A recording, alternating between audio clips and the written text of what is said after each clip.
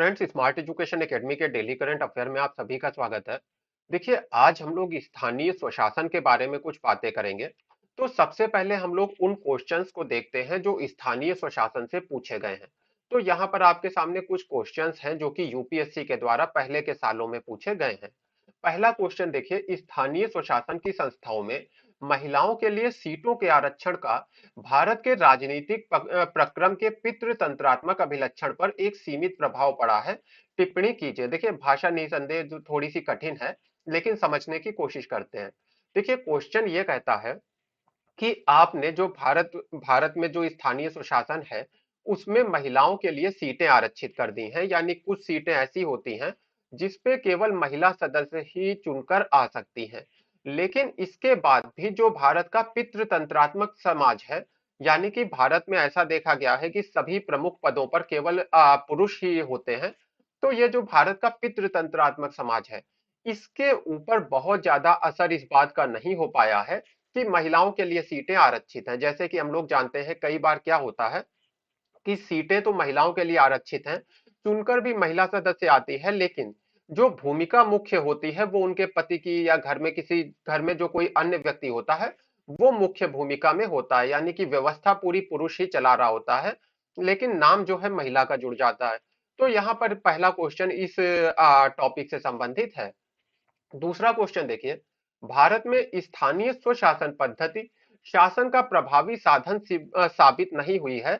इस कथन का समालोचनात्मक परीक्षण कीजिए तथा स्थिति में सुधार के लिए अपने विचार प्रस्तुत कीजिए। अब देखिए, हमने लोकल सेल्फ गवर्नमेंट की व्यवस्था तो कर दी, शहरों में म्यूनिसिपालिटी है, नगर पालिका है, गांव में ग्राम पंचायत है, लेकिन इसके बाद भी जिस तरह की अपेक्षा की गई थी कि स्वशासन पद्धति से जिस तरह से गांव में सुधार होगा, शहरों में सुधार होगा, वो चीजें नहीं हो पाई हैं। तो इसके पीछे के क्या कारण है, उसका आपको समालोचनात्मक परीक्षण करना है और फिर स्थिति में सुधार के लिए अपने कुछ व्यूज बताने हैं, विचार प्रस्तुत करने हैं। तीसरा क्वेश्चन देखिए, सुशिक्षित और व्यवस्थित स्थानीय स्तर शासन व्यवस्था की अनुपस्थिति में पंचायतें और समितियां मुख्यतः राजनीतिक संस्थाएं बनी रही हैं, ना कि शासन के प्रभावी उपकरण। समालोचना पूर्वक चर्चा कीजिए।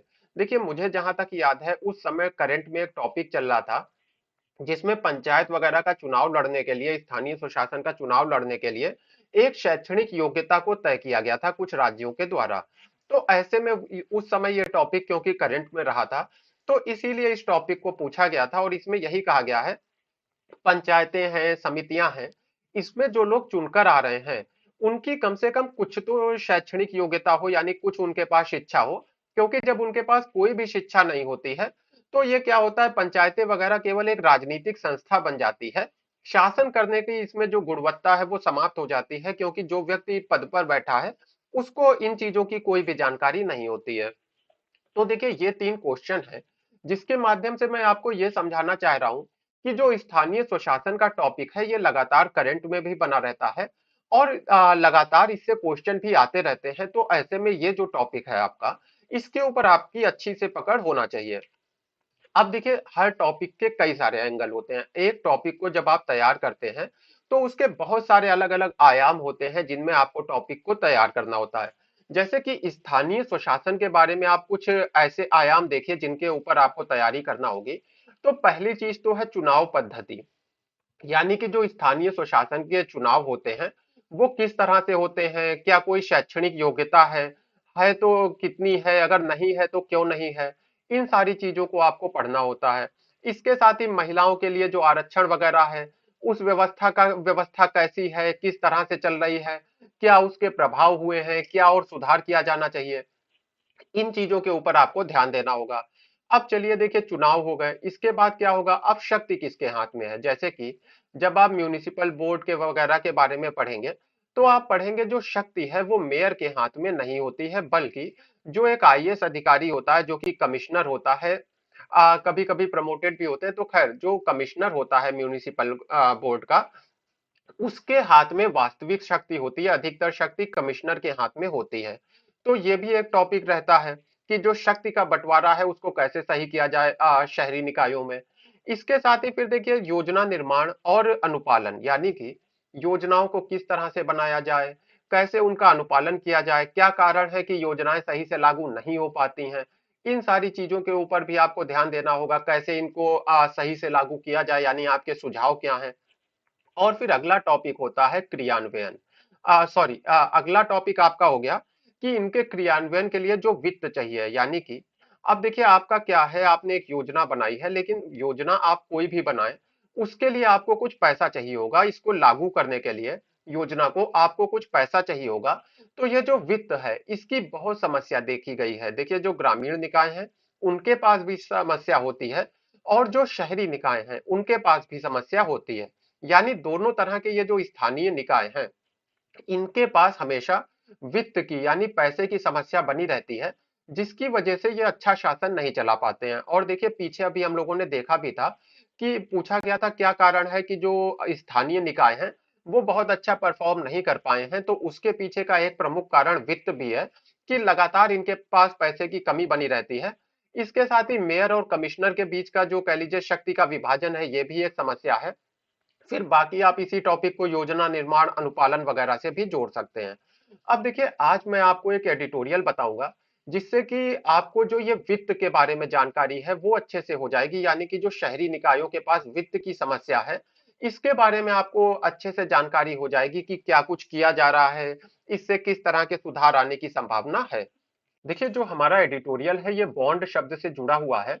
तो थोड़ा सा बॉन्ड शब्द को समझ लेते हैं। तो bonds are used by company, municipality, state and sovereign governments to finance project and operations. अब देखिए क्या है, मान लीजिए कोई म्युनिसिपैलिटी है या कोई प्राइवेट कंपनी ही है।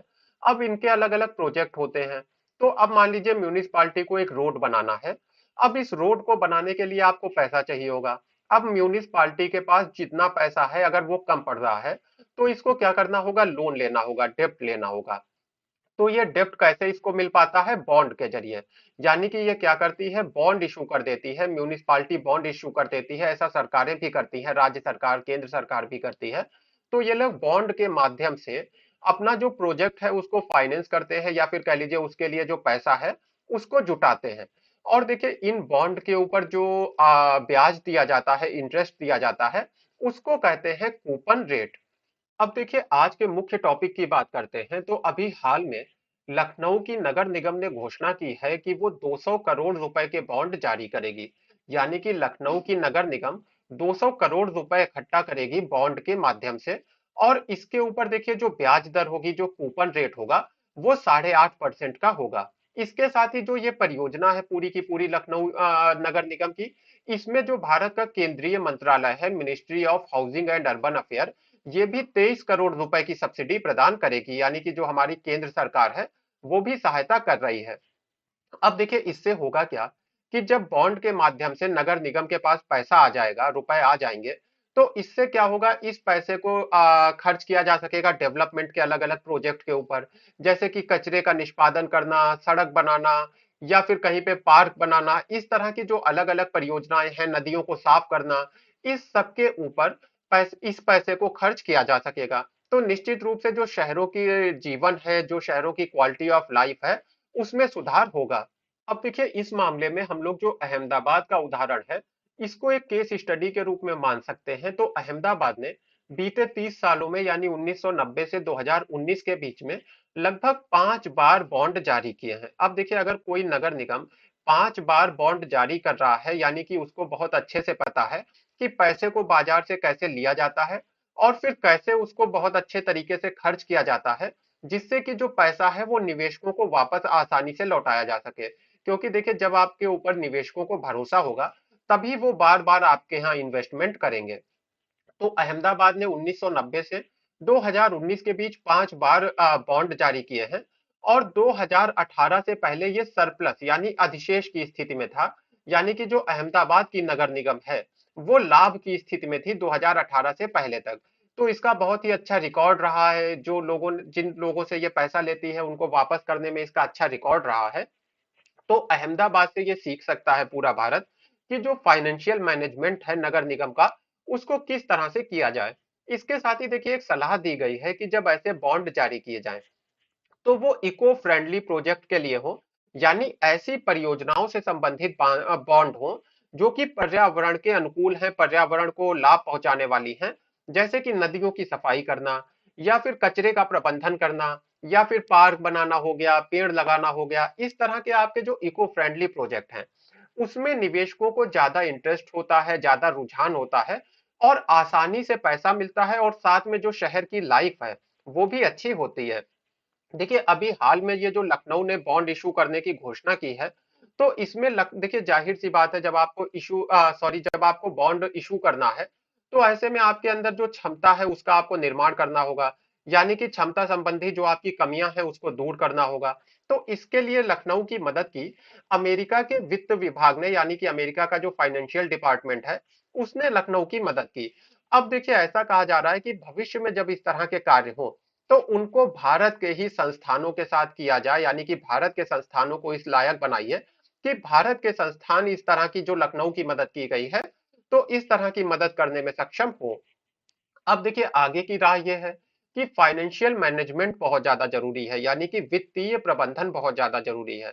अब आपके हाथ में पैसा आ गया, लेकिन अगर आपको ये नहीं पता है इसको कैसे खर्च किया जाए, तो उस पैसे का कोई सही उपयोग नहीं हो पाएगा। और फिर जब पैसे का सही उपयोग नहीं होगा तो उससे आपको कोई भी लाभ नहीं होगा। तो फाइनेंशियल मैनेजमेंट की जरूरत होगी। और देखिए इस तरह के जो बॉन्ड है, इनको जारी करने का लाभ क्या है? अब देखिए क्या है, आपने मार्केट से पैसा लिया है या फिर कह लीजिए आपने अलग अलग निवेशकों से पैसा लिया है, तो अब इन इन्वेस्टर्स की नजर रहेगी आपके ऊपर कि आप कैसे खर्च करते हैं पैसे को, कि आप पैसा सही समय पे लौटा पा रहे हैं या नहीं लौटा पा रहे हैं। तो इससे क्या है, लोकल गवर्नमेंट के ऊपर, यानी कि ये जो स्थानीय निकाय है, शहर के स्थानीय निकाय हैं, नगर निगम वगैरह, इनके ऊपर एक जिम्मेदारी आ जाएगी, एक रिस्पॉन्सिबिलिटी आ जाएगी कि आपको जो पैसा है वो सही से खर्च करना है और एक निश्चित सीमा में परियोजना को पूरा भी करना है। ऐसा नहीं है कि आपने नदी को साफ करने की परियोजना बनाई या कचरे के प्रबंधन की परियोजना बनाई और वो कभी पूरी ही नहीं हो रही है, एक निश्चित समय में आपको पूरा भी करना होगा। तो यानी कि इस तरह से बॉन्ड इशू करने से जो हमारी लोकल गवर्नमेंट है उसके ऊपर एक रिस्पॉन्सिबिलिटी भी आती है।